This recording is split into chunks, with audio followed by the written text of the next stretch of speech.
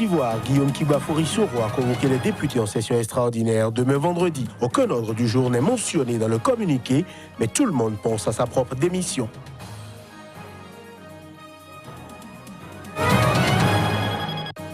Au Tchad, la colonne de mercenaires tchadiens a été complètement détruite. C'est ce qu'a affirmé ce jeudi le président Idriss Déby Itno en Conseil des ministres. Vous en saurez plus dans ce journal.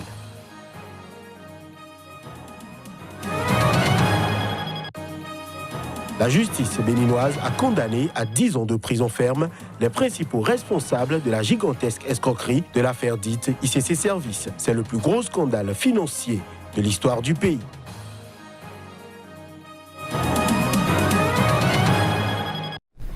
C'était là le sommaire de cette nouvelle session de l'information sur SICA. En Côte d'Ivoire, Guillaume Kiba-Fourissoro, le président de l'Assemblée nationale, a convoqué les députés en session extraordinaire. Demain vendredi, aucun ordre du jour n'est mentionné dans le communiqué, mais tout le monde pense bien sûr à sa propre démission. Démission déjà annoncée par le président de la République, Alassane Dramane Ouattara, le 28 janvier dernier. Les précisions. Les députés ont rendez-vous ce mercredi à 11h à l'Assemblée nationale ivoirienne. Théoriquement, la convocation comporte l'ordre du jour, mais les députés ne l'avaient pas ou pas tous formellement reçu ce mercredi en fin de journée. Et cet ordre du jour n'est pas mentionné dans le communiqué publié. Pourtant, un seul motif est dans tous les esprits, la démission de Guillaume Soro. Le président de l'Assemblée nationale est poussé vers la sortie depuis des semaines par les cadres du RHDP. Tous l'ont appelé à plusieurs reprises à laisser le tabouret s'il refusait d'adhérer au RHDP. L'argument consistant à dire qu'étant élu en tant que RDR et que le RDR devenant le RHDP, il ne pouvait rester au perchoir. Au moins 2 tête-à-tête entre Guillaume Soro et Alassane Ouattara ont eu lieu depuis le début de l'année. Et le principe d'une démission a été acté. Soro Guillaume démissionnera en février, c'est entendu, c'est réglé, avait même déclaré Alassane Ouattara lors de ses vœux à la presse il y a 10 jours. Reste à en définir les modalités. Guillaume Soro n'ayant manifestement pas signé la lettre qui lui était tendue et préférant présenter sa démission aux députés ou leur soumettre à sa destitution. C'est le scénario auquel on s'attend ce vendredi. Mais Guillaume Soro n'est jamais avare de coups de théâtre.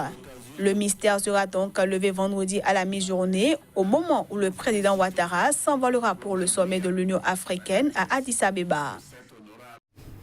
La Cour constitutionnelle a décidé que le dossier de candidature pour le compte des prochaines élections législatives doit comporter, en plus des pièces requises, un certificat de conformité aux dispositions de la loi portant charte des partis politiques au Bénin. Le dépôt des dossiers étant prévu du 21 au 26 février, la période d'obtention du certificat de conformité est donc raccourcie. Les explications avec la vice-présidente de la Sénat.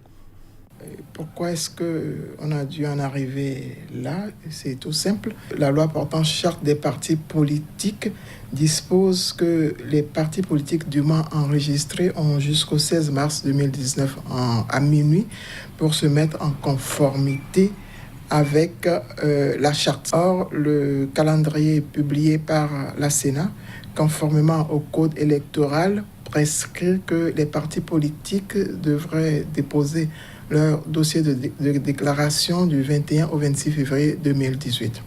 Du coup, il y a un problème, c'est-à-dire que les partis politiques censés se mettre en conformité jusqu'au 16 mars 2019 ont encore un délai pour se faire, alors que nous, déjà, le 26 février, on aura clôturé la réception des dossiers de candidature. Donc la Cour a été saisie, comme je le disais tantôt, par des citoyens, et elle a tranché dans ce sens-là, en disant notamment que les partis politiques dûment enregistrés pour déposer leur dossier de candidature doivent pouvoir se mettre en conformité avec la charte à la date de dépôt de candidature. Et la preuve justement de cette mise en conformité est ce qu'elle a appelé notamment le certificat de conformité, ce qui explique que pour informer rapidement qui de droit, afin qu'il ne soit pas surpris justement par cette décision-là, nous avons jugé utile de mettre à la portée de tout le monde ce communiqué qui précise qu'en plus des pièces prescrites par la loi, il faudra y adjoindre un certificat de conformité. Je l'annonçais en titre, la justice béninoise a condamné ce jeudi à 10 ans de prison ferme les principaux responsables de la gigantesque escroquerie de l'affaire d'ITIS et ses services, baptisée l'affaire Madoff béninoise. C'est le plus gros scandale financier du pays qui a touché plus de 150 000 personnes. Le verdict est tombé dans la nuit après 11 heures de délibération devant un tribunal spécial. La Cour de répression des infractions économiques et du terrorisme criait à Porto Novo, la capitale du Bénin. Le PDG d'ICC Services, Guy Aplogan, son directeur général Ludovic Dou, ainsi que 2 de leurs collaborateurs, Émile Tegbenou et Clément Sounou, sont condamnés à 10 ans de prison ferme et au paiement d'une amende de 12 millions de francs CFA chacun, a déclaré le président de la Criette, Cyriaque Dossa. Un aboutissement qui satisfait visiblement les avocats. Une personne qui fait 8 ans, 6 mois en détention et que vous arrivez à extirper des géoles, il faut en être fier. Mais à côté de ça, il y a les autres accusés qui n'ont pas pu recouvrer leur liberté. La joie aurait été totale si tous pouvaient rentrer au terme de leur temps de condamnation. Mais la grande satisfaction, c'est que le procès ait eu lieu. C'est que toutes les personnes qui ont déposé de l'argent à ICC Services et qui n'ont pas entendu leur nom ne devraient pas s'inquiéter outre mesure. Le processus va se poursuivre. Il y aura des suites à la décision de ce jour, en tout cas en ce qui concerne les intéressés. Ils ont été reconnus coupables d'escroquerie avec appel au public et exercice illégal d'activités bancaires et de microfinance dans ce procès. La justice n'a toutefois pas retenu contre eux l'association de malfaiteurs qui aurait pu entraîner une peine plus lourde encore.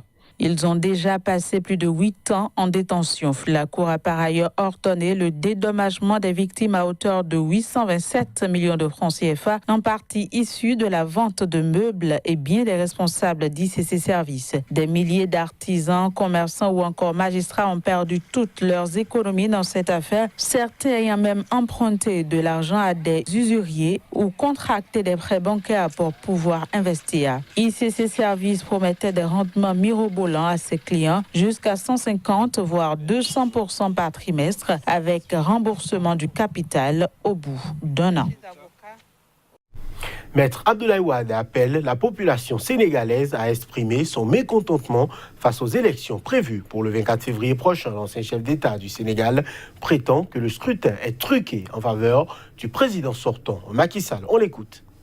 Mes chers compatriotes, l'élection programmée par M. Macky Sall est déjà verrouillée depuis l'élimination par Macky Sall des 2 candidats qui pouvaient lui porter ombrage, à savoir Karim Wade et Khalifa Sall.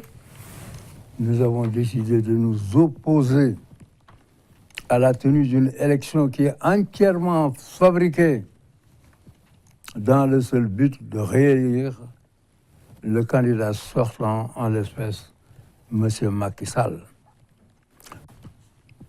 Nos concitoyens doivent le proclamer haut et fort et manifester leur réprobation de cette élection qui n'est qu'un instrument de confiscation du pouvoir.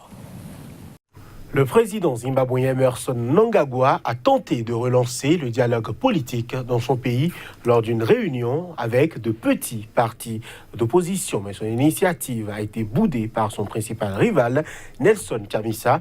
Les précisions à travers cet élément. Le dialogue national initié par le président zimbabwéen tourne court. Il a été boudé par son principal adversaire politique, le chef du mouvement pour un changement démocratique, Nelson Chamisa. Les assises qui ont réuni plusieurs petits partis d'opposition visent à instaurer un environnement de paix et d'ordre consensuel en vue de favoriser l'apaisement entre le gouvernement et l'opposition.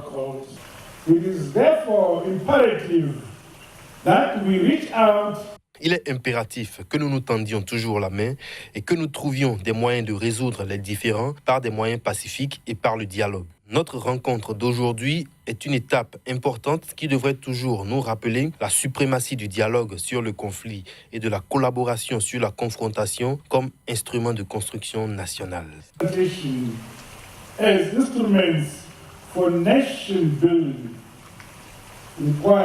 Le mouvement pour un changement démocratique exige une série de 10 conditions préalables à ce dialogue, dont la fin de la répression engagée contre la colère sociale et la libération de tous les prisonniers politiques. Un autre parti hostile au régime, le Front patriotique national, composé d'exclus du parti au pouvoir, la ZANU-PF, a également boycotté la réunion. La colonne de mercenaires tchadiens a été complètement détruite. C'est en tout cas ce qu'a affirmé ce jeudi le président Idriss Déby Itno en Conseil des ministres. La dite colonne de mercenaires était entrée dans le nord du Tchad récemment depuis la Libye voisine. Les précisions. Selon un compte rendu du Conseil, aucune perte en vies humaines et en matériel n'a été enregistrée du côté gouvernemental. Un groupe rebelle tchadien, l'Union des forces de la résistance, est entré au Tchad avec 3 colonnes. Selon un de ses cadres, Mahamat Doki Warou. Après une incursion en profondeur dans le Tchad, selon Paris, N'Djamena a demandé à la France son soutien militaire. Lundi, puis mercredi, Paris a annoncé avoir procédé à des frappes de Mirage 2000 contre une colonne de pick-up. Celles-ci ont permis au total de mettre hors de combat une vingtaine de pick-up sur la 50aine que comptait la colonne initialement, selon l'état-major français. L'UFR est le groupe armé à l'origine d'une tentative de putsch de 2008, stoppé in extremis aux portes du palais présidentiel de N'Djamena grâce à l'appui de l'allié français. Ce mercredi, ces éléments étaient toujours aux alentours de Bao dans le nord-est, selon Doki. Des membres de l'armée tchadienne basés à Ounyanga et Fada, leurs 2 bases dans cette partie de la région de l'Eneti, dans le nord-est, étaient ce mardi en mouvement vers Bao, selon un officier supérieur tchadien. Le ministre tchadien de la Défense, Daoud Yahya Brahim, accompagné du chef d'état-major général Seyd Brahim, sont partis ce jeudi matin pour Amdjaras, fief du président Idriss Déby Itno, dans la même région, selon le porte-parole de l'armée. Depuis son arrivée au pouvoir en 1990 avec l'aide de Paris, Idriss Déby Itno, qui avait renversé Hissène Habré, a toujours pu compter sur son allié français, qui a installé à N'Djamena le quartier général de sa force anti-djihadiste, Barkhane. Merci à vous, monsieur. Merci à vous. Merci beaucoup, monsieur. En Tunisie, ce sont des milliers d'enseignants qui ont manifesté ce mercredi à Tunis pour réclamer des primes et une amélioration de leurs conditions de travail. Cette manifestation intervient après plusieurs mois d'interruption des examens dans les lycées. Les images. Le bras de fer opposant le chef de file du syndicat dans l'enseignement secondaire et le ministre Hatem Ben Salem depuis 2017 se poursuit. Des milliers d'enseignants ont envahi les rues de Tunis pour réclamer des primes et une amélioration de leurs conditions de travail. Nous avons défini les points de litige entre nous et le ministère de l'Éducation depuis longtemps. Les principaux points de désaccord concernent la retraite, les primes spécifiques et la situation des établissements éducatifs. Si les initiatives du gouvernement sont des manœuvres, cela signifie que le gouvernement n'est pas conscient que l'année scolaire est menacée. Nous sommes prêts à des négociations sérieuses et à la signature d'un accord. La question d'une année blanche est de la responsabilité du gouvernement et le gouvernement devra assumer sa responsabilité. Cela fait des mois que les examens sont interrompus dans les lycées tunisiens. Les enseignants du secondaire ont massivement fait la grève des notes depuis octobre, en dépit d'appels de l'UGTT à cesser ce boycott. Le syndicat réclame des départs anticipés à la retraite, des primes et des lycées en meilleur état. Cette manifestation organisée en période de vacances scolaires avant une reprise des négociations intervient alors que l'UGTT appelle à une grève générale des services publics le 20 et 21 février prochain. Merci de nous avoir suivis. Agréable nuit à chacun et à tous.